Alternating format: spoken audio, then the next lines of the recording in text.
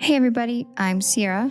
And I'm Ben. And welcome back to another episode of The Unsolved Couple, where every week Ben and I recap one of your original gateway drugs into true crime. Unsolved Mysteries.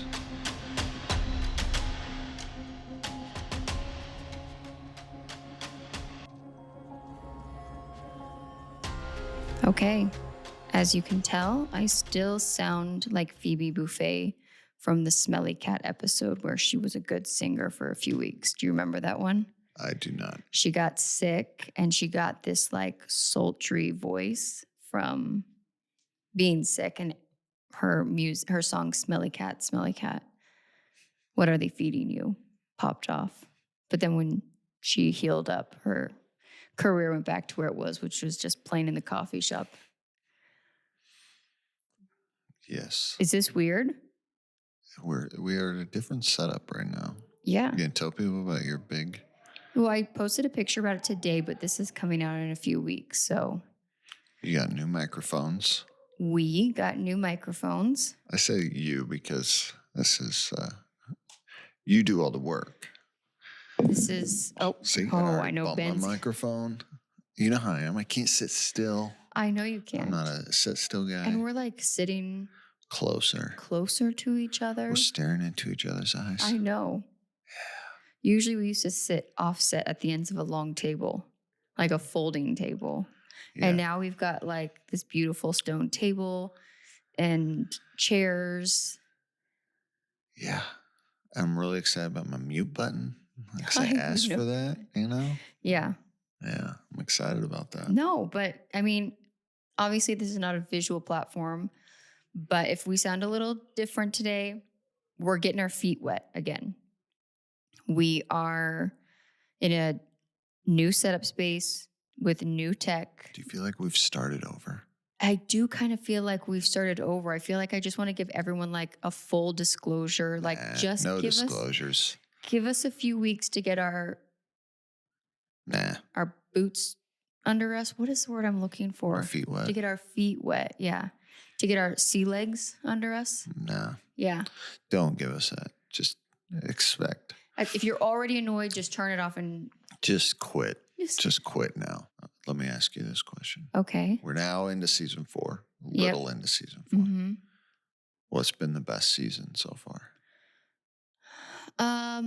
Season 1 was good. I was going to say season 1 had a lot of variety. Variety is good, yeah. Yeah, we were kind of... There was some lost loves here and there. Yeah. But, man, like you had ghost stories. Mm-hmm. You had... witchcraft, psychic. We had... lots of psychics. Satanic Panic, Dungeons and Dragons. Magic Rock. We had a Magic Rock, yep. A lot of Amnesia. A lot of assumed amnesia. They used amnesia because people disappeared, and then they had wild stories about them, and they said, did they get amnesia and just walk away? Yeah. Yeah. Season 2 wasn't bad either. Yeah. But okay. Well, I guess I'll start. So we're gonna have back-to-back lost love. We're gonna have to do either way. It doesn't matter how we do it. There's gonna be 2 back-to-back lost loves. So buckle up, Buttercup. Everyone get comfy. Join us as we embark. Dude, I really like this new setup. I'm glad you like it. We're like intimately a lot closer to each other as colleagues. If you ever call me a colleague again. We're sitting right next to each other. This is great. And our chairs are very comfy. Question. Yeah. Now that I have a mute button. No, you cannot have snacks. Are you freaking kidding me? Was that the question you were going to ask? Yes. Nope. I have a mute button. I don't care. Okay. No snacks. I'm really upset about this. My microphone is so powerful, it will still pick up what you're doing. Well, unpower your mic. If everyone is quiet for a minute. Oh, of course, as soon as I said that. We have got a wild windstorm going on here. It's been going on for a day. It's supposed to go on through tomorrow. Mm-hmm. It's gusts into the 40s, 50s. It's picking that up. Yeah. I bet it is. Because it is just ripping. Sucks that we've got this spooky wind outside, because what I want to be doing is telling a spooky ghost story right now. But you said next episode's got some good ones. Next episode is a good one. Yeah. So stick around, people. Yeah, the windstorm will be gone. Wait for next week. If you don't like this, skip. Go to next week. Oh, and sorry, I still do have a cough. Yeah. All right. But if you're enjoying Unsolved Couple and finding yourself deep down the rabbit holes with Ben and I, we do have a small favor to ask that does make a huge difference. We are a small but mighty independent podcast. We have no network, no safety net, just me and Ben and the mysteries from Unsolved Mysteries and the magic secret sauce. Secret sauce. Our listeners, you guys, right now. If you haven't already, please consider following us on social media, liking, sharing, and commenting on my posts, and most importantly, leaving us a 5-star rating and review wherever you listen. Ben, do not make me regret getting us this close with each other. He's trying to play footsies with me, and I don't like people touching me with their feet. Oh my goodness. Those ratings, I am trying to work here. I'm working too. No, you're not. You're annoying me is what you're doing. I'm trying to work you. Those ratings and review tell the podcast people, hey, this one is worth listening to, and helps us find new listeners. Every follow, every share, every kind word keeps us alive and growing. We couldn't do it without you, and we truly mean that. Thank you for listening and supporting, and thank you so much for being a part of the Unsolved Couple community. All right, Jim Burnside. You ready? Ready. Jim is wanted for the murder of his wife. Oh, you're going with that We're one. Going right up. I thought you were going Lost Love first. Well, I'm going to give you guys a treat, because here's the thing. If you want to turn it off after Jim's story, Lost Love's not your thing, you're more than... We'll try to make it fun. Okay, Ben's Lost Love story is a little crazy. It is wild. Yeah. And we're going to try to... We'll church it up a bit. No pun intended. Church it up a bit. It'll make sense in a minute. Yeah. All right. So, is wanted for the murder of his wife, Annette. Can we call it his wife? Yeah, I always struggle with this, but again, I'm telling you, like Unsolved Mysteries did. And the attempts of one of her coworkers who remains unnamed and goes by Dave. When Annette was 16, her family moved from Cincinnati, Ohio, to Manatee County, Florida. She was on the shy side and had a lot of trouble adjusting to her new school. She discovered that this move and the teenagers down there, she had a really hard time fitting in with. She missed her old friends and her old school, and I don't know who let this happen, but she ended up just dropping out of school altogether. Okay. Yeah. And got a job as a cashier at a local grocery store. And she made a friend while working there, a man named Jim, who was working as a butcher. The only small problem is that he was 28 years older than she was. And at the time that this cashier job is happening, she is 17. She is a child. And he's 28 years. When they first said 28, I was like, man, the guy in the reenactment looks terrible for being, because 17 to 28 is still an inappropriate age gap. You thought they were saying he was 28 years old. Well, because they said it like that. Like he's 20, the man that she met, Jim, was 28. Years her senior, I think he says. Yeah, but that between 28 years, comma, her senior, there was like a big pause there. You thought the actor that you know what that reminds me of? The movie Elf. Remember when he's in the mailroom? Yeah. And the guy, they're talking after they've drank and they get drunk. Yeah. And he says, I got to get out of the flow. I'm 27 years old. He looks. And the guy's in his 50s. Clearly, yeah. Anyways. So one day, Jim, according to the reenactment, like calls Anita over to his like bar where he's doing his butchery work and basically like kind of flatters her. And I was so uncomfortable because the way we talked about this behavior back then was like that this was just basically like some forbidden romance. No, No, this is a crime.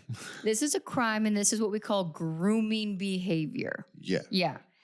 And so after flattering her, he asks her out to dinner. Again, she was only 17 and he was barely just a little bit younger than her dad. Her parents, Roy and Jean, and we never hear from Roy during this entire thing. I thought, like, where's the dad? Where's the dad? But we don't hear from him. We do hear a lot from Jean, though. They were hoping that she would just meet someone closer to her age. And this is going to sound like shade, and it's not. I think they thought in their mind, if they just kind of ignored it, it would go away on its own. I was a little concerned of how the mom talked about it, but I'm also, I don't know. It's really hard to watch. It is hard to watch because you see the red flags. You see, as they're talking about it, obviously it's Unsolved Mysteries. You know something bad is about to happen. You're like, you see the writing on the wall. Yeah. And obviously it's a lot easier to see the writing on the wall when it's all said and done. There's always been, in the history of forever and history going forward, there will always be parents that it's easier to bury your head in the sand and pretend like nothing is happening. Well, yeah, I mean, but you also let your daughter drop out of high school. I'm really happy. Her mom is a victim in this case as well, in the fact that her daughter ends up dead. Yeah, I mean, I feel bad for the parents. I'm just saying. But your job as a parent is to protect your child. But the mom says, we were just hoping that, and then we realized it wasn't. She said something to the fact that we realized it wasn't going away. So they just invited him over for dinner and like accepted this. And kind of romanticize it because like, oh, she was just young and in love. And I was like, no, she's not. No, she's not. She's a child who was groomed. And no one stopped this from happening. It gets worse. It does, yeah. So Jean lets us know that from the very first moment she met him, she felt uncomfortable around him, clearly because he is what we like to call a child predator. However, she did not say anything because she knew that Anita was deeply in love with him. That's the thing. I'm like, also, your daughter's 17. She doesn't know what deeply in love means. Yeah. And in 1981, they were married. She had to be 18, right? She was 18, but it was like the moment she turned 18. I'm just saying the 18, parents didn't have to. No, there was no, what's the word? Emancipation. I think so, yeah. Something like that. He, at the time, was 46 years old. That's disgusting. I know. Can you imagine marrying an 18-year-old, Ben? And we are 40. Well, I can't imagine. I'm 100%, just saying. No, like, I have a daughter. Yeah. And no. This makes you a monster. No, as a dad, I don't know if I could not allow my daughter, my 18-year-old. Okay. However, sadly, that this was the beginning of 6 years of torment for Anita. This is where it gets worse. In the fact of, yeah, anyway, sorry. Keep going. And Robert Stacks comes in and tells us that the sobering fact is, in the United States, domestic abuse accounts for significant injuries, more than sexual assault, audio accidents, muggings, all combined together. Anita is one of millions of women who endure the private terror of a home, which was a living hell of physical and emotional abuse. And like many others, she becomes trapped in a desperate charade, maintaining a facade of a happy marriage to cover up an escalating cycle of violence. Yeah. Yeah, I mean, what do you say? It's terrible. Yeah. Within a month of their marriage, Jim began to drink heavily. And this is when the frightening side of him seems to come out the worst. She became afraid of him immediately. He was jealous.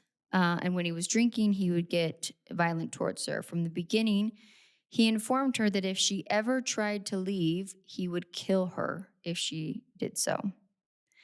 Just before their first wedding anniversary, um, Annette took refuge in a local shelter for battered women. And sadly, due to the cycle that is very, very common in domestic abuse situations, while in the shelter, she did call Jim. Um, and he responded to her that if she did not return home immediately, he would kill her family. But here's the thing. The mom tells us this story. Mm-hmm. And it's not that she finds this out afterwards. No. She tells us that she told her daughter, don't go back for us. No, we're going to what's find right. out that the mom is very heavily aware of the situation the entire time. I just have so many questions. I know. Yeah. All right, keep going. So Ben's knocking everything over. It's just my watch on the thing. The best part is Ben is in the same chair. So he has exactly the same space that he had But before. it's not set up the same, okay? So because of these threats, she felt that she had no choice and returned to him. And yeah, it just continues. Against Roy and Jean's wishes, she goes back. And he acts happy as her homecoming. It shows us an Unsolved Mysteries, like him greeting her at the door with a thing of flowers. And over the next few years, they do welcome 2 daughters into the home named Stacy and Tara. For a while, it seemed that things actually might have been starting to improve. Anita was wanted to take a job as a receptionist at a local car dealership, and Jim actually told her that she could. But we also find out that it's possible he only agreed to do this because he had lost a job. Her family was surprised that he would let her get one because he had been so possessive and jealous of her in the past. She was thrilled to have a job. She was happy and she did really well there, and all of her coworkers seemed to like her. One of Anita's coworkers was a gentleman who was a car salesman named Dave. One day, she asked him for advice about buying a car. She said she wanted a bit more freedom since Jim always dropped her off and picked her up. With Dave's help, she was actually able to buy a car and took it home. Okay? Oh, she bought that. She bought the car and took it home. I thought he let her. I mean, I don't think that she paid cash up front for it, but she financed a car, I'm gonna guess. A few days later, Jim beat the living tar out of the vehicle. He pulled up wires, smashed the windows, slashed the tires, beat the siding in, all of that. And then stormed inside and threatened to kill Stacy. And Stacy, now mind you, and Tara are the daughters. Yeah, because this is escalating, right? Well, how long they've been married? 5, 6 years now, yeah. something like this. So the daughters now, at least. Mm-hmm. Yeah, the story they tell is just. Yeah, so he gets mad about the car, trashes the car, and then goes in and says, "If you try to leave me, not only will I try to come after you, but I will kill our daughters," and says this in front of their daughters. Now, again, the mother of the situation is aware of this story because she is sharing it as she was made aware that this happened shortly after it took place. They tell the story that he says something like, "I will kill you, I will do something." And the little girl says to her "Daddy, you wouldn't kill me." And he says, "Yes, I would." Yeah, looks her right in the face and said, "Oh, yes, I would kill you." This guy's a monster. Mm-hmm. Yeah. However, this is the final straw for Annette. She was done. So she packed up the very next day after Jim left for work and actually called the police and asked help getting escorted out of the house safely. So she takes her 2 daughters and tells her mom that she's made up her mind. She is done. If he has to kill me, that's fine. I can't live this way anymore, but I can't let him come after the girls. By the time Jim came home, she was on a plane to Ohio taking Stacy and Tara to stay with other relatives. Now, again, I'm not quite sure why this next step happens. Yeah, there's a lot not explained. 5 days later, she secretly returned to Florida so that she could go back to work at her job. Yeah, I don't know. I was a little confused by that. But. Yeah. According to her, she believed that he had no idea where she was. However, in the meantime, Roy starts calling Jean, the mother, with threats, saying that their divorce would never be final and that, or it would never see its final day. That basically, if she went through with divorce, he'd kill her before it was able to happen. He also told people that he wanted her to die. This guy was not quiet about his plans. Eventually, he did discover that she was back in town, and so he began stalking her, often spotted near her place of employment. Unfortunately, she and her family were unable to get any help. The sheriff's department told them that they could not do anything unless Jim did something to her. I really have a hard time always. Stalking laws are so scary because standing outside and menacingly staring at someone outside of their place of business or their gym or... Yeah, but you've also made verbal threats. And I will not say just that, threats, yeah. like you have I think the sheriff definitely dropped the ball on what they could have done with this. You have verbally stated, and not just to her, but to multiple people, that you're willing to kill this person. That should be enough. 100%. For some type of, I don't know, but for some type of action. Yeah. So noon, Friday the 17th, 1988, 3 days before Anita was scheduled to appear in court for her divorce hearing, she meets up with her coworker, Dave, for lunch. She gets in his car, and as they prepare to leave, a van pulls up behind them, blocking them in. Jim gets out, went up to the passenger window of Dave's car, smashes it open with a rifle.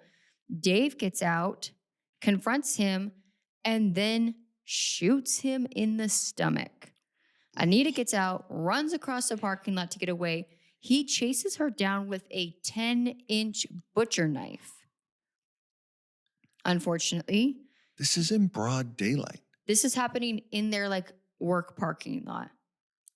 In the middle of the day. Mm-hmm. This man said what he was going to do. He told everybody about it, and then he did it. And I don't know why anyone's acting surprised. I know. That's what I'm saying. It's like, he literally says this multiple times. Mm-hmm. Yeah. He catches up with her and stabs her 15 times.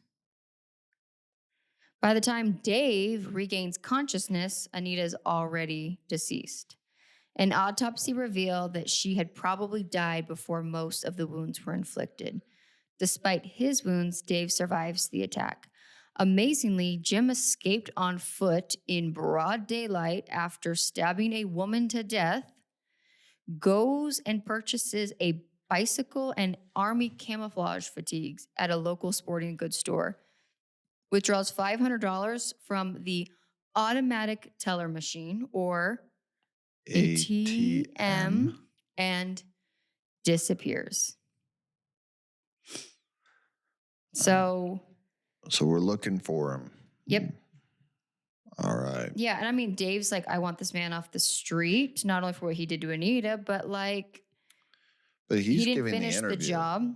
He's given the interview in the dark, with all that, where they're trying to stay anonymous. Yeah. Clearly the guy's probably still concerned. But yeah, police want you to note that Jim has the capability of changing his appearance, as he has done so in the past by losing and gaining weight, changing his hairstyle.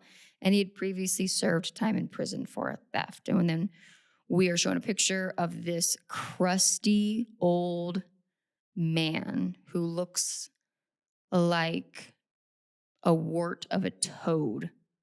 He just is a foul-looking guy. Foul. Yeah. Okay, and that's where Unsolved Mysteries leaves us. Okay. You ready? I'm ready for our update. Update. Captured. On the night of the broadcast, 2 viewers contacted the telecenter to report Jim was living in Shelby County, Alabama, under the name right. I forgot about this. Al Wilson. They were shocked when they saw the broadcast and recognized him. He was employed as a carpenter at the 280 flea market just outside of Chelsea. The FBI contacted Shelby County Police stating that they believed he would be at the market the next day. October 24th, 1991, the morning after the broadcast, FBI agents and sheriff deputies check out the flea market. One worker points out Al to them. Jim apparently sees the police show up, jumps down off of whatever roof he was working on, runs into his truck, and draws a 357 Magnum and points it at the officers, which then ensues in a gunfight between the two. And I loved the reenactment. The reenactment was awesome. Because then they put in full, like, caps text below, reenactment. Yeah, they want to be like, this is not real. We got that, Jan. Don't you worry about it. And so they fired at him multiple times, striking him twice. However, he's dragged out of his car, placed under arrest, and taken to the Birmingham hospital. Police learned from his coworkers he made a weird statement earlier that morning that he anticipated the day might have problems. It appears that he believed that he viewed the broadcast the night before. And pretty much figured everyone that knows me is going to turn me in. Yep. In February of 1992, Jim is convicted of assaulting federal officers and sentenced to 8 years in prison. And then November is returned to Florida to face charges there. In 1994, he pleads no contest to first-degree murder and attempted murder. And in June was sentenced to life in prison without the possibility of parole. And you'll be happy to hear he died there, November 27th, 2015, at the age of 78. I did look up to see if I could find his 2 daughters. From what I could see, they seem to have decent lives. They've gone on to get married and have kids. One of them posted this on social media after the news of her father's death. Quote, "The day Stacy and I were notified, it wasn't a sad feeling. It was more of a, okay, this chapter is closed. Yes, you are correct about us reaching out to him over the years. When we were younger, the dialogue was more of him trying to parent us, which was always weird and had to do with how we could make money when we were older. Once we were older, it shifted to him trying to get money out of us. It was always clear to us that he was a manipulative person, but we left the door open in case he wanted to get to know us. So with the relationship we had, his death was sad to us in the fact that he never really wanted to know his children. We had the opportunity to have our questions answered over the year, so we did get closure." End quote. Those poor girls. Yeah. I feel bad for them. I feel bad for them too. They lost their mother and their father was a monster. Yeah. Who threatened to kill his daughters to their faces when they were like little children. Yeah. I mean, I hope that they it have seems good from what and I can happy find, I didn't. lives to, I Yeah. hope they found happiness. And Yeah. they did. It seems from what I could find, they seem to at least have landed on their feet as much as you can and got, Well, what it sure wasn't easy for them. I'm sure they had No, I cannot imagine. So, all right, Benjamin. Yes, ma'am. What do you got for us? I got a lost love. Are you ready for it? Born ready. All right. I got to get my notes up. Shocking. I had them up earlier, but then I didn't. Okay. We're going to get told about the story of Delia Goldie. who unfortunately, we get told right off the bat, she had to give her daughter up for adoption, not willingly, and she's searching for her daughter. All right. Delia, this is in 1964. She's 18 Yeah, not years the 1800s like you feel like it should be. Yeah. She's 18 years old. She discovers that she's pregnant. So she's very scared, obviously. I'm sure as an 18-year-old she would be. So one night she meets up with her boyfriend, and this guy seems like a winner. And they show the reenactment. They're like in a pub. Because this is in England. I should caveat that. Oh, yeah. So this is across the pond. Yeah.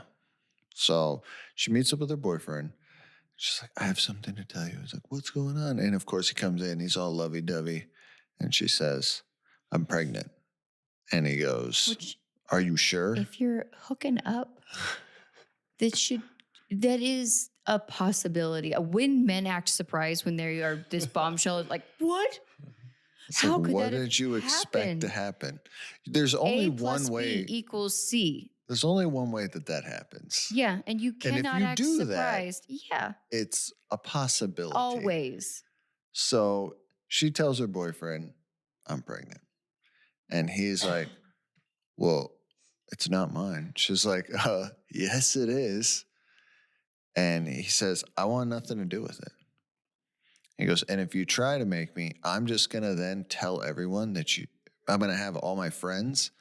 I'm going to guess this guy was not a good boyfriend, clearly. You're going to guess? I can tell you he wasn't a good boyfriend with a fact.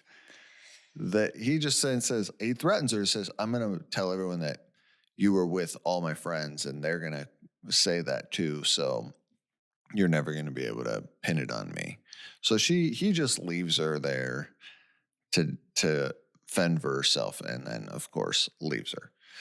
Never to see her again, I guess. So she's very worried and she's scared because her father is an Italian immigrant who is a very strict Roman Catholic. And I guess he owns a very successful restaurant, and they tell us that he's very well known for being pretty ruling with an iron fist. Nobody liked this guy. It appears that way. So she tries to... He ruled out of fear. Yes. Yeah. She tries to hide it, and she hides it for 7 months. That poor girl. I know. Only imagine. Every day was probably just stressful to the max. How old was she again? 18. Yeah. And the fact that this man had this much control over her too makes me just... So finally she has to tell her dad, because it's getting to the point she can't hide it anymore. At some point, a baby is going to show up. Yeah. So she convinces a friend to tell her parents. That's a good friend. Yeah, good friend. So the friend tells the parents. We get the reenactment. You guys, buckle up. I wrote down quotes. Ben wrote down some quotes for us. So in the reenactment, she's in her bedroom, clearly scared. She knows what's coming. I'm going to guess she knew her friend was telling him at this moment. He comes barreling into the room. And in the reenactment, he walks in and just like menacingly comes up to her and looks at her. And sorry if this offends you, but this was Unsolved Mysteries. This is quote from quote Unsolved Mysteries. And this is what he says to her. This is the most scandalous this podcast is ever going to get. Yeah. This is what he says to her, and this was on the show. Slut. That's what he said. Slut. And they said, what? You are so common. Common? That's what he said. This man is out of his dang mind. You disgust me. And then he demands to know who was it. And she says, I'm not going to tell you. What are you going to do about it, dude? I'm not going to tell you. Says, you've done the worst thing possible. And I'm like, that's the worst thing possible? I get that being an unwed mother at 18 at this time. First off, like I said, he is acting to me like this is the 1800s. But it is this, it's 64. So maybe it's frowned upon, but it's definitely not life or death. But here's the thing. Again, it's a lot. Being a father of a daughter. Yeah. I can't fathom saying those things to my child. We've got an uphill battle. We've got a lot to take in. You could be frustrated, you could be sad, you could be angry, you could be hurt, you could be all of those things. But what you don't get to do is talk to your child like that. I'm saying, I'm sure as a parent, you can be not happy with some of the choices your children make. But saying those things to your child, I can't fathom. I would never, ever call my daughter that. No, but this man thought he was the smartest, the most whatever. I just don't get it. His needs, his image, his everything came first. And if you did anything to, because we're going to find out he's a business owner, right? Like a prominent business owner. He owns a very successful restaurant business. So his daughter doing this, he doesn't care that his daughter is now in a bad spot and has lost her opportunities because she's going to have to be raising a baby or whatever. He's mad how this has affected him and his. All right. So the mom. But I'm going to just start walking into rooms. I'm like, so what? No, it's just, I can't. Like, oh my goodness. Wait, what was the other thing he said to her? You are so coming. No, the thing about the smell. That's what I was getting to next. Okay, all right. So the mom says, we could keep the baby and just raise it as our own. And again, this is all the reenactment. Mm-hmm. And he says to her, I'd rather jump off a bridge than take care of this baby. I don't even want to smell it. What? I don't know. I don't even want to see it. That would have been the first thing. He says smell it. And I turned on the subtitles to make sure, but he says smell it. So he says, I will take care of this. A newborn baby, they smell amazing. Oh, I know. This man is a monster. Okay, so anyways, he says, I'm going to take care of this. So a few weeks go by, and then he comes home and says, let's go. He loads her up and takes her to a convent. Mm-hmm.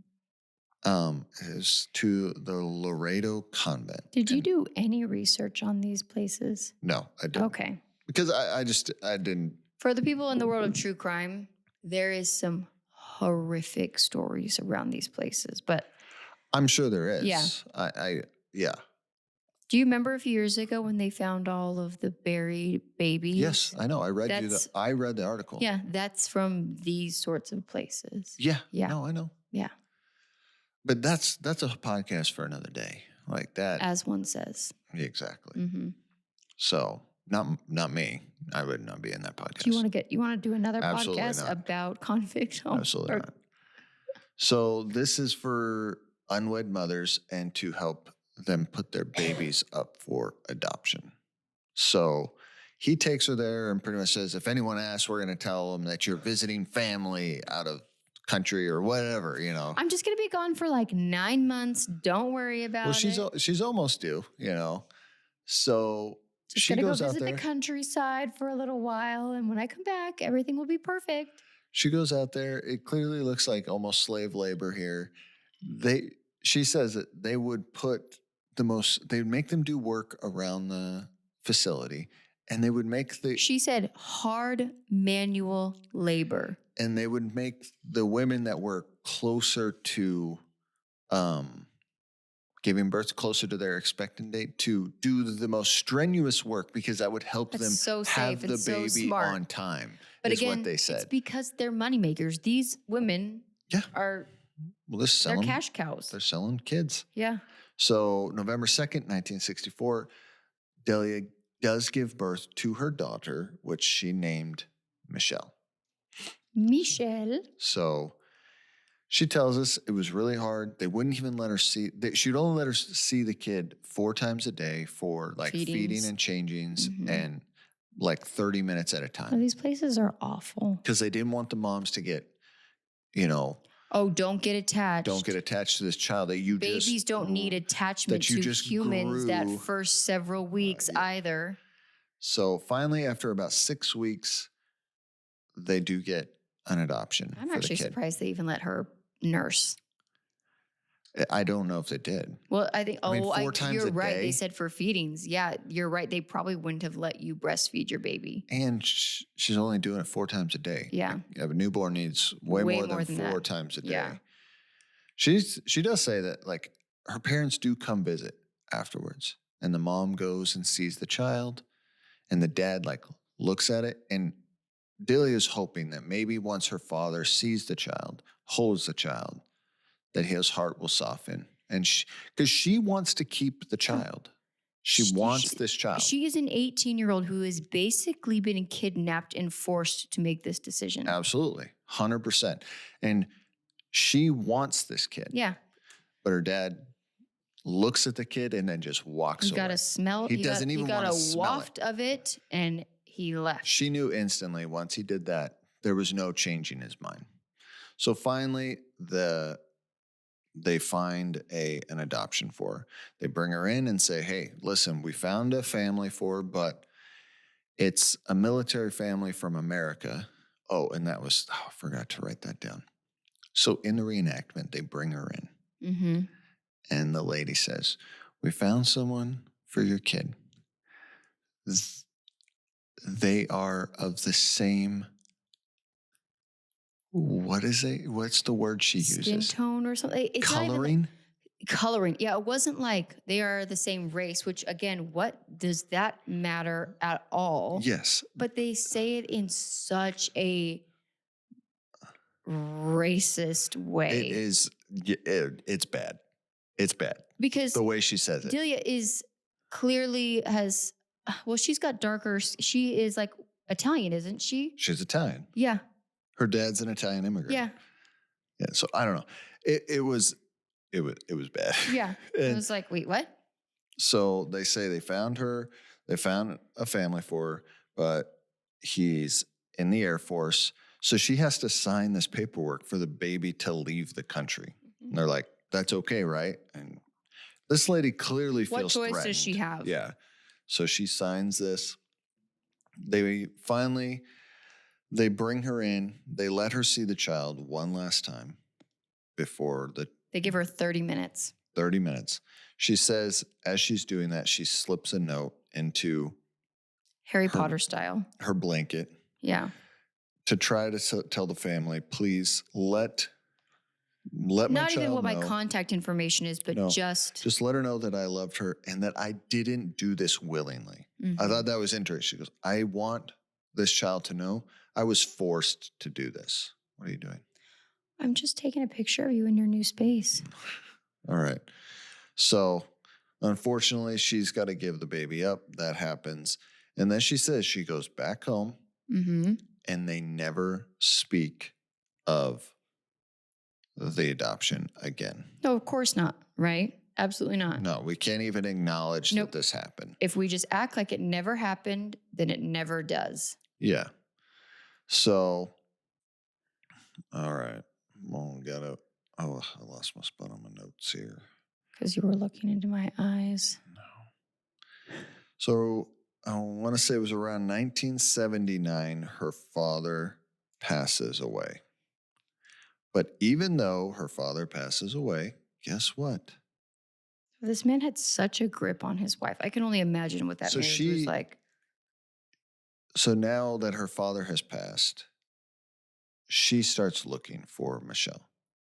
And she goes to her mother and asks.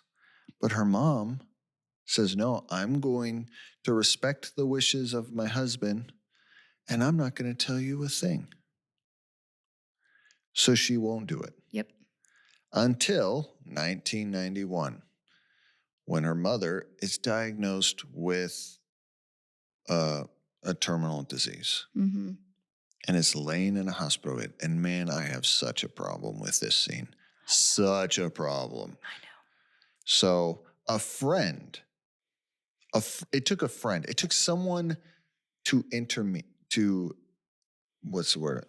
mediate, get in between. I don't know. It doesn't matter. You know what I'm talking about. Convinces the mom. To interject. To intervene. Convinces the mom to tell Delia what she knows. So she brings her in. And in the reenactment, she's laying in a hospital bed. Delia's there. She tells her, the name that you are looking for is Walters. That was the last name of the family that adopted Michelle. And they cry it out and they hug. And the mom says, let me see the picture. Because she has like 2 pictures of her. That's it. And she says, put it here, put it by my bed. And if anyone asks, I'm going to tell them that this is my granddaughter. I'm like, yeah, well, you could have done this for like 20-something years. And you can tell that Ben would be the person that holds a grudge. Oh, I 100% am a person that holds grudges. Yeah. And that is a flaw of mine. I understand that. I am willing to accept that. But you wrong me and my family, I don't know if I will ever forgive you. I would say, this is hard. This woman is on her deathbed. And it is your mother. It's your mother. I understand that. Yeah. It's of this. And here's the thing. I can tell you right now that this family dynamic was toxic, codependent, abusive. Like, there's a lot to unpack here. But I was also kind of like the same thing. Like, where do you get off?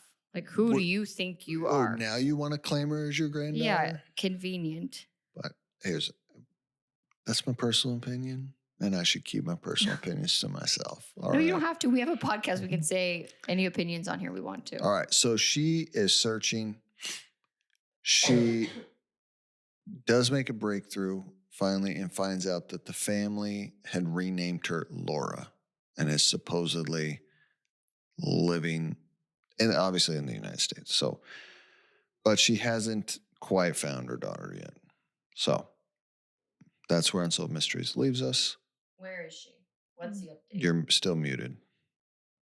Where is she? What's the update? There you go. Good job. Sorry, I keep coughing over here. So, all right. So it was a little confusing, but it sounded like, well, not too super confusing, but I don't know if they re-aired it or what. So an adoption official. I think I looked it up too for a little bit. I think this was a re-air. I don't think they got all the information the first time.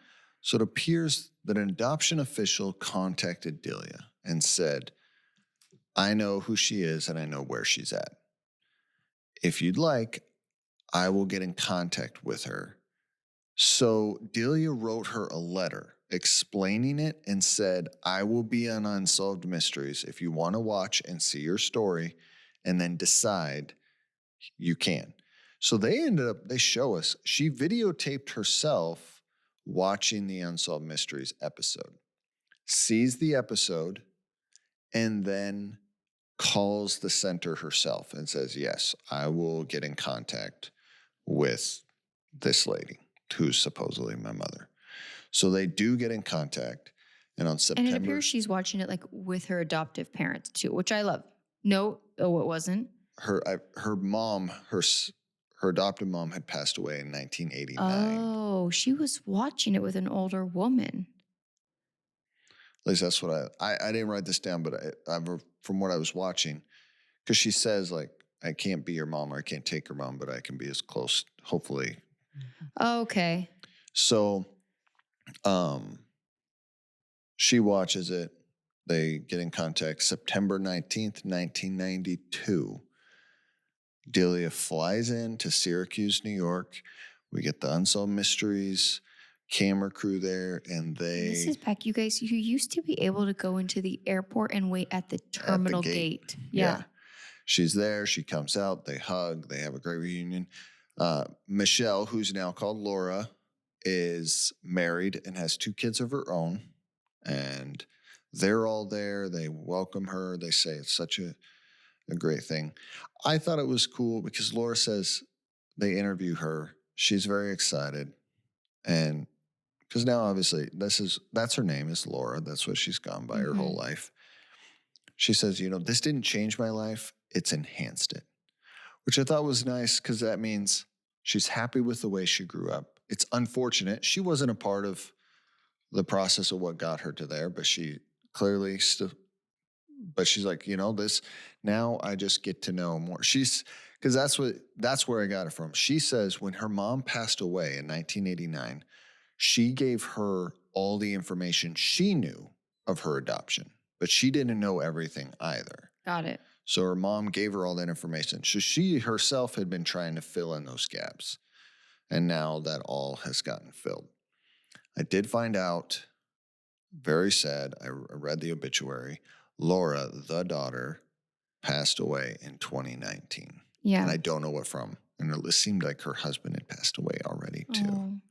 And it looked like they had 4 kids. But it seemed like she'd been married for a long time. She had 4 kids, had a happy life. It appears I did find Delia on Facebook. We did find her. Yep, you showed me her. And she seems very active in animals, rescuing animals, cats, dogs, animal abuse. Every post has something to do with that. She's very involved with a local organization or like humane societies and stuff. At least she still lives in England. Lives in England. So I know. Bless you, Delia. I hope you're doing good. I'm glad that you were able to find your daughter. Yeah. Very sad that she passed away. Yeah. And I'm sorry that it's unfortunate that things went the way they did, but the silver lining is that it seemed to come to a happy resolve in the end. At least they were come together, heal together, find something. And at least they got, 20 years together, 20-something years together. Absolutely. At least 20-something years of knowing each other. So 92 to 2019, 27 years together. So, yeah. All right, there's your lost love. All right. This one's going to be quick, guys. This is a lost love of a boy looking for a man named Jeff Fisher. And I'm going to be honest, when I first saw what the previews were for this, I did not realize it was going to be a lost love. And I was really concerned because it's a story about a boy who was involved in the Big Brother program. And it shows like this man like hiking and fishing and all this stuff. And I was like, oh, we've seen so many terrible things happen that's where I assumed that this was going. But I am happy to report you are still on mute as well. There you go. I know. I knew that. Ben and I are getting used to our technology here, guys. But I do love my mute button. I know. It's very nice, especially when you have to cough or take a drink. So in 1969, when Jeff was only 5 years old, his parents divorced and his father left home forcing Jeff's mother, Linda, to raise him and his sister alone. Jeff often missed having his father around because the two were very close. Full stop. We get no more information about why he was not involved in their life. No, he just pieced out on his kids. Yeah. He always asked his mom where his dad was, and she would tell him that he was away, and she did not know when he would be coming back. He wondered if he had done something wrong that led his father to leave. He was a very sensitive, according to his mom, sensitive, shy boy. So things bothered him a lot. They gave us a reenactment that one day Linda took him in to get a haircut at a local barber shop. And he became upset because he didn't want to go in there with her because all of the other boys were in there with their fathers. It's tough. He did eventually go in with her, but always felt that it just something was different. And he seemed to kind of absorb maybe why his father wasn't around or if he had anything to do with it. 2 years after his father left, Jeff met a man who profoundly changed his life. A man he has not seen or heard from in more than 20 years. Jeff is one of thousands of boys whose lives have been enriched by the Big Brothers of America, an organization that provides young boys with strong adult male role models in their lives. In 1971, Big Brothers of America opened up a chapter in Jeff's hometown of Elkhart, Indiana. Do you know where that's at? Yep. What part of the state is it in? I think it's north of Terre Haute? No, Indianapolis. Oh, okay. I was just thrown out the very I first. haven't been there, but I was around Elkhart. Okay. He was their first, quote, little brother, which is kind of a cool fact I found. He was the very first boy to like be involved in their program.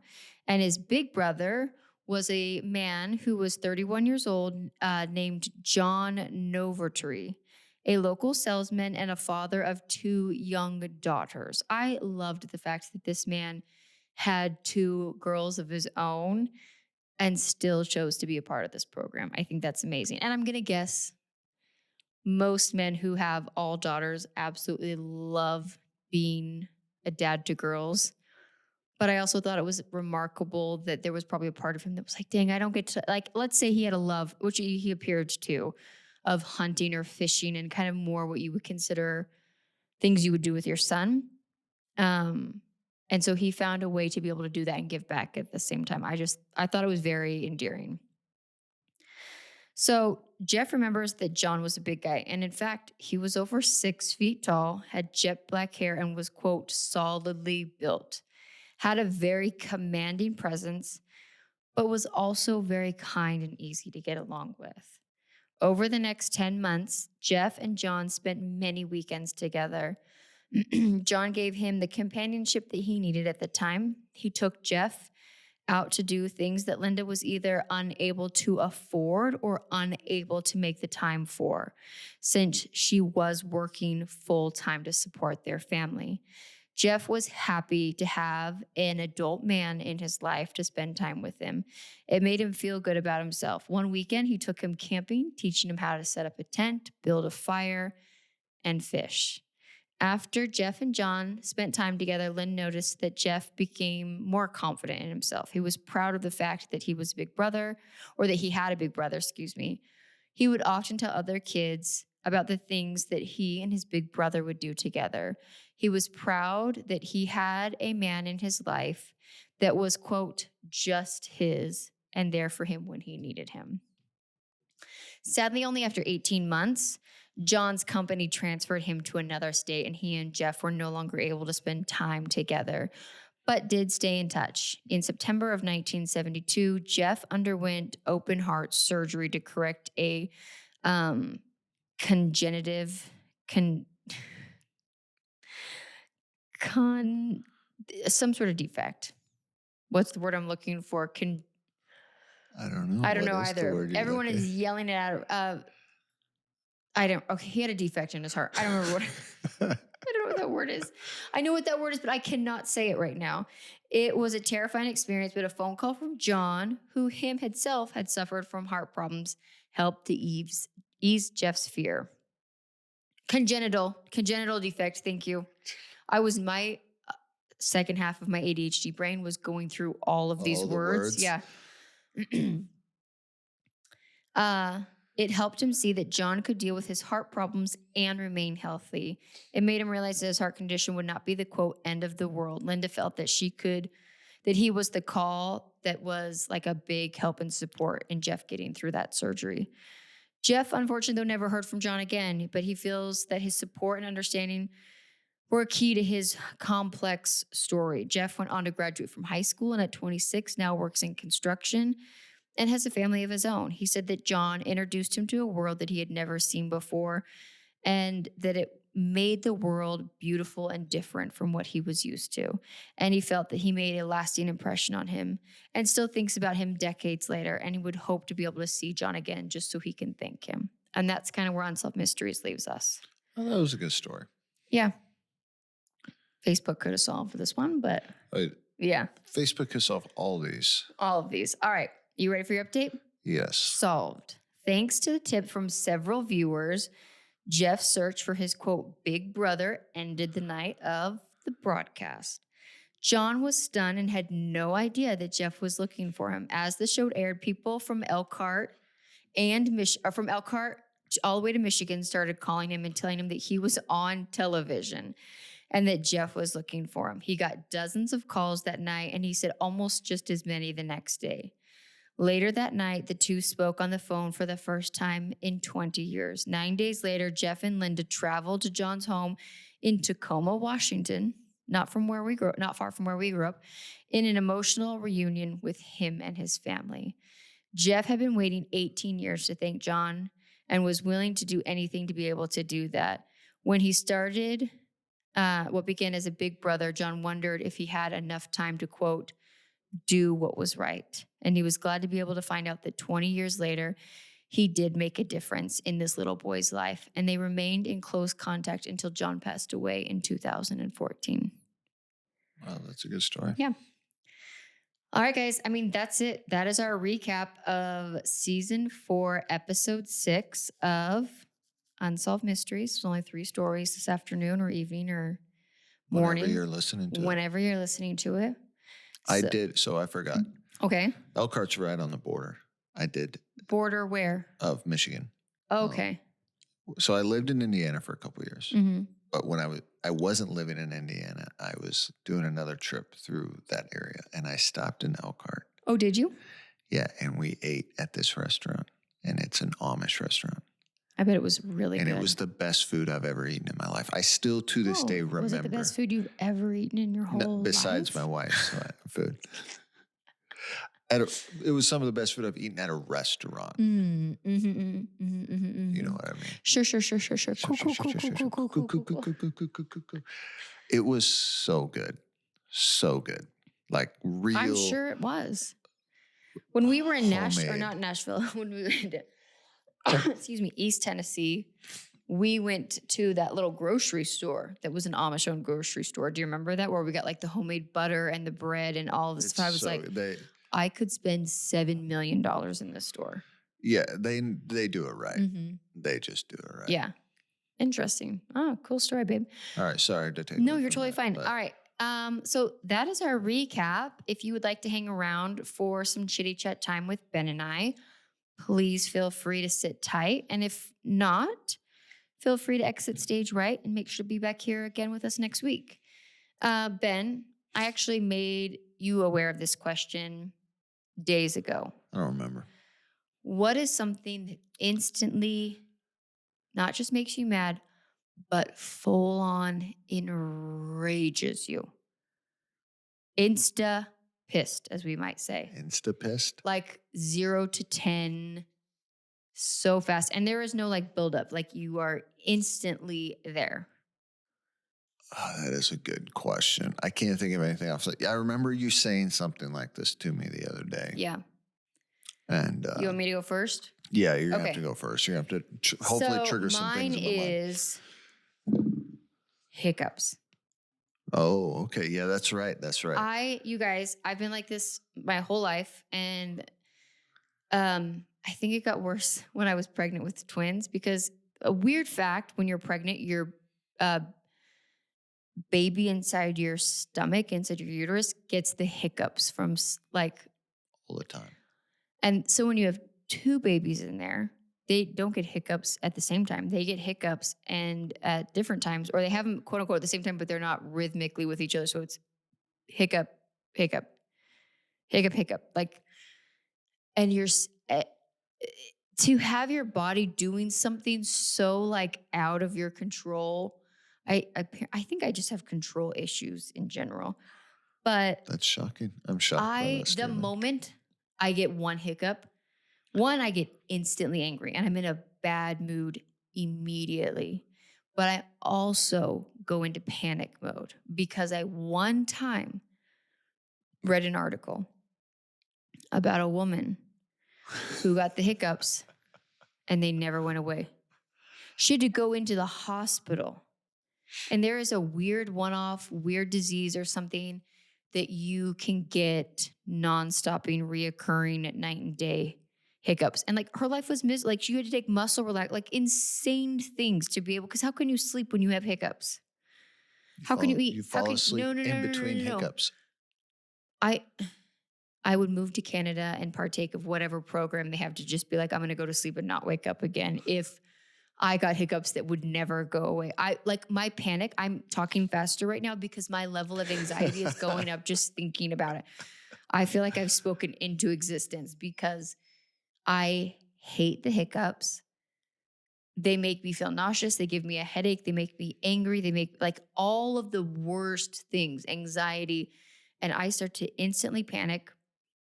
And I have a few tricks that usually work, but if one of them doesn't work, you think this is it. We're here. this is We've the next arrived. 40 years of my life. This is how it's going to end for me. It's And then not if that trick number 2 doesn't work, I'm literally coming unglued. And I got to the point where I was asking ChatGPT about it the other night because the like day 3 of being sick or day 4, I got hiccups. Literally they'd go away and several minutes later they'd start to not come several back minutes. again. A couple hours ago. Oh, bless your heart to think it was a couple hours ago. I think I got like 27 times in like 3 hours. It was not 27 times. Maybe you hiccuped 27 times. But I asked ChatGPT and they were saying that post-nasal drip can cause hiccups. And so it's actually a weird common symptom for people with some sort of head cold or flu or whatever. So I did feel a little relieved. You felt that this wasn't going to be the next 40 years of your life. Yeah. But I've got a couple of tricks. 1 spoonful of peanut butter. I don't know why it works. Something about like getting food stuck at the top of your mouth. 2, you have to have a second person with you. You have to drink water through a straw for like a long time, like a full minute, while someone rubs, what is this part of your ear? Like where your ear and your sideburns connect. Oh my gosh, you guys, we live in the middle of nowhere and there's like the sirens going on. I bet you guys can hear that. And the coyotes are going off at the same time. It sounds like shenanigans are happening out there. But where like your sideburns would be and your ear, and you've got this little like piece of your skin that pokes out, you have someone rub both of those while you drink water, and that gets them to go away, usually. And then my third trick is a spoonful of sugar, something about that makes me nauseous. If I get to that point, I'm full on in a sweat. But I've held my breath for like a minute, like on the verge of blacking out, and it doesn't work. Holding your breath doesn't work. Breathing into a paper bag. Every other trick on the internet I have tried, it does nothing. It's all garbage. The one that used to work for me a lot when I was, I don't know, younger, it doesn't work as well now as you drink water upside down. Yeah, I don't know how to do that. Well, it makes no sense to me. You can't drink water upside down. So yes, you take the cup, and instead of doing it the side of the cup that's next to your face, you go across on the other side of the cup. And then you bend over and the water comes down that side and you drink it that way. Yes, it does. I've done it many of times. No, water doesn't work that way. The best part is I've tried that so many times. And when you say do it from this, I would still do this and then it would just drop down my neck. If you put it in and then tip your head back, you're supposed to bend forward. No, and then one time I even tried to get on my head and drink water while fully upside down. Yeah, but that's because you probably tried to drink it from the wrong side of the cup. 100% probably did. Yeah. I'm realizing in this exact moment that I've been doing this wrong. Yeah, exactly. That's why it never works. But I've never I'm always seem to get them more. And then you can't tell someone, hey, can you scare me? So I always feel this huge sense of responsibility and duty as well. If someone gets hiccups around me, to scare them, because I can't say, oh, I have the hiccups. Can you try and scare me? I hope no one scares me while I walk around this corner. It's not going to work. But our daughter had the hiccups several weeks ago and was getting annoyed with it. So I waited for her to do something. And she scares very easily. And in a typical teenage fashion, I scared the bejesus out of her. And she was like, what is wrong with you? Like, she was so mad. But I was like, your hiccups went away. And then 30 seconds later, she hiccuped again. She's like, that was pointless. I'm like, sorry, it's all I can do. I tried. Yeah, I tried. All right.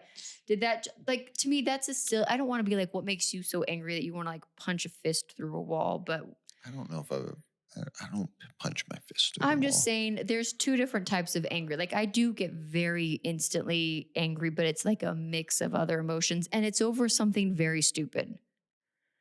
I guess, is there anything stupid that makes you instantly? I can name several of them off the top of my head. Oh, you can. For you? I can't think. We've kind of had this question, but it was at the beginning. That was pet peeves, I think, that we talked about. Hiccups are not a pet peeve. No. They just make me angry. Yeah. And if I remember right, I said people parking in my driveway. That is a pet peeve, not an anger. And people that walk slowly in parking lots. That angers me. It gets me really angry. When you just are meandering through a parking lot. And not just meandering through a parking lot, meandering walking down the center of the driving area of the parking lot. Or the people that walk diagonal and are taking forever. Okay, I'm a diagonal walker. I know. can't walk a straight line. If you walk around Disneyland with me, I like cut people off accidentally. I can't walk a straight line. But yeah, I can't think of. Here's the thing. Don't get me wrong. I'm a very irritable person. I am a very irritable person. And usually what irritates me I'm going to tell you real quick, guys, beings. what makes Ben very angry. And it's usually his own fault. So we're redoing our daughter's room right now. And Ben had to change out the light fixture. And I hear a list of exploitatives coming from the bedroom. And he's getting more and more angry at this light fixture. Only for me to realize about 45 minutes later, as he cannot get this to work, that my husband failed to read the directions. No. You 100% that wasn't why did I was not read angry. the directions. You came out and got the directions, and 10 minutes later, that light thing was up. Nope. It was not twisting on Because properly. why? Because I had to loosen things. No, it wasn't because I got it on finally and then realized you had to assemble the stupid thing before you put it on. I can't tell you how many times we've done projects or build IKEA furniture or whatever where Ben chooses not to read the directions and then gets so angry that something doesn't work.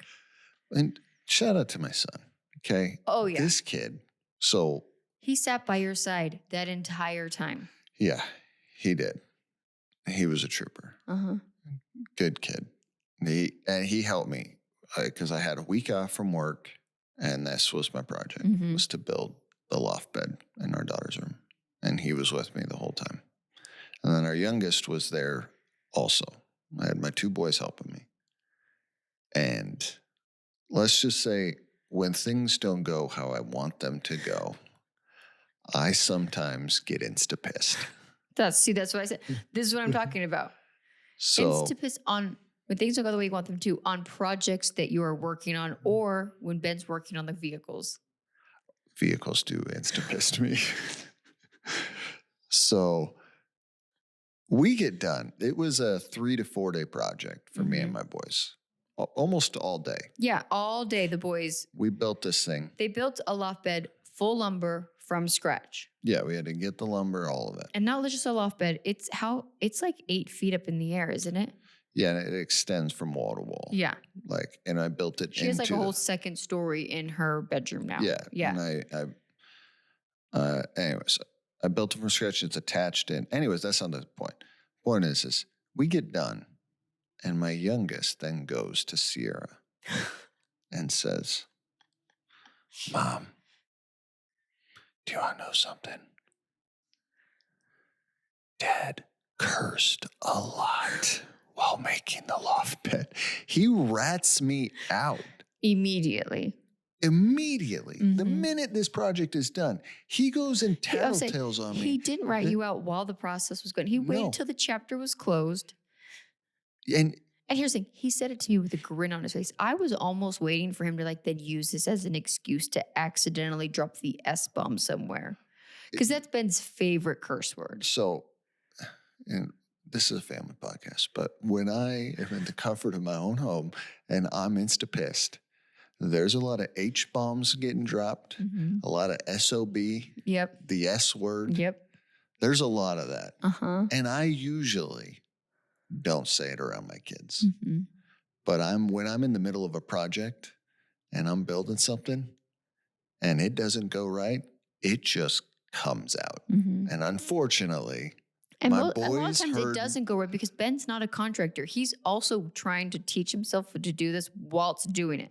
And I was trying to teach my boys how to do it. 100%. But that also means that things are going to go wrong.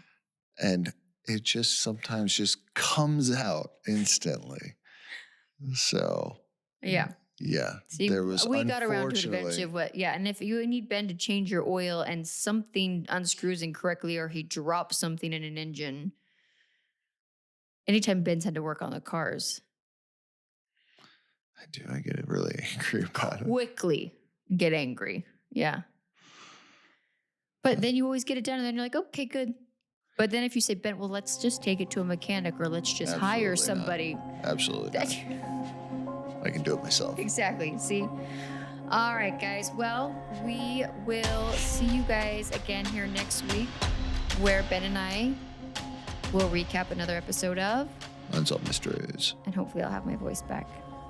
Bye. Bye.